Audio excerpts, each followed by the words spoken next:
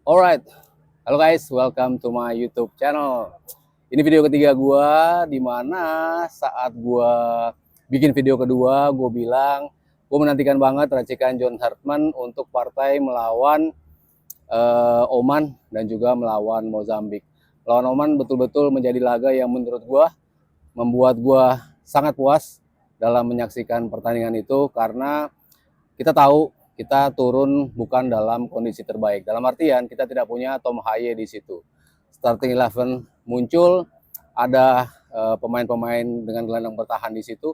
Ada Nathan Chuaon di sisi kiri, di kanan ada Kevin Dix, di tengah ada Joey Pelupesi dan juga Ivar Jenner. Ketika kita bermain dengan dua gelandang bertahan ini, itu betul-betul menjadi sebuah hal yang bisa membuat lini tengah kita tampil sangat-sangat stabil. Kita lihat bagaimana intercept mereka tampil luar biasa, dari sisi tackling mereka juga luar biasa, dari sisi handling setiap pergerakan di dalam wilayah mereka betul-betul bisa mereka kuasai. Duel udara, duel bawah, semua duel-duel layak dimenangi oleh pemain-pemain timnas Indonesia.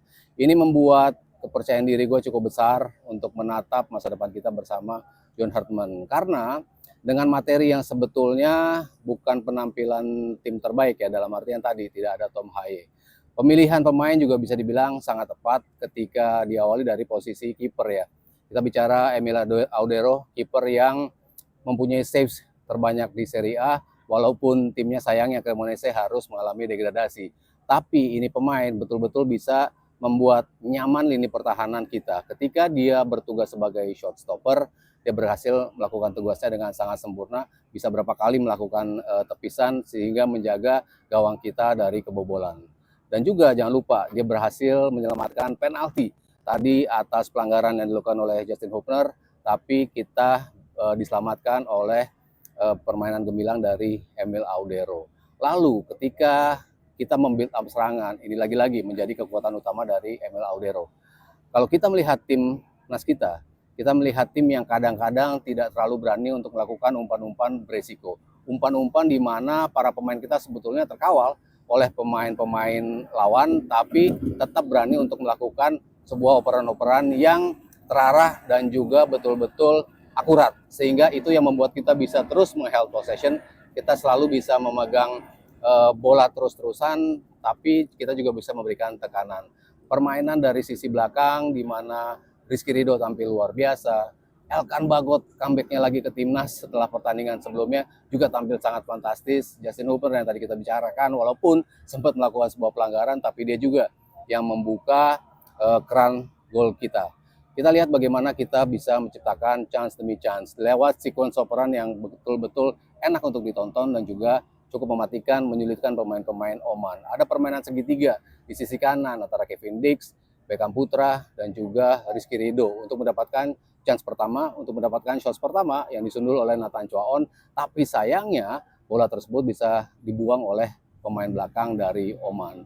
Lalu gol pertama lahir tadi lewat Hubner, ada sebuah operan assist yang sangat luar biasa dari Nathan Chuaon dari sisi kanan pertahanan Oman.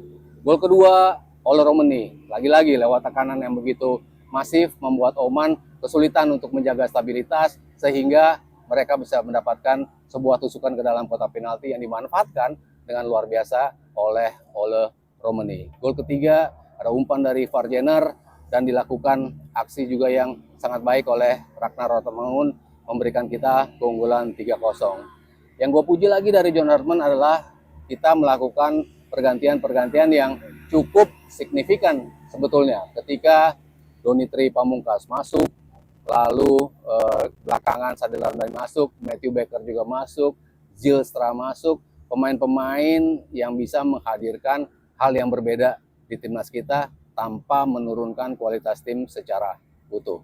Lagi-lagi gue ngelihat perjalanan timnas kita sejak dipegang John Hartman, pertandingan pertama kita menguasai permainan, kita mencetak gol cukup banyak, kita tidak kebobolan, tapi lawannya harus diakui kualitasnya jauh di bawah kita. Lawan Bulgaria di pertandingan kedua, kita megang possession banyak, kita menciptakan peluang yang cukup banyak, tapi kita tidak bisa mencetak gol. Baru kali ini kita melihat aksi yang betul-betul menjadi kontinuitas di mana kita memegang possession, kita mencetak chance, dan juga akhirnya bisa menciptakan 3 gol tanpa kebobolan. Jadi gue melihat laga ketiga timnas kita betul-betul positif, sehingga gue menantikan laga berikutnya lawan Mozambik di tanggal 9, di mana kita diwajibkan lagi-lagi untuk meraih kemenangan, sehingga penambahan poin kita di FIFA Rankings bisa terus meningkat. So, sekian dulu dari gue untuk laga uji coba kali ini, sangat-sangat positif. Nantikan video gue berikutnya ya. Bye-bye.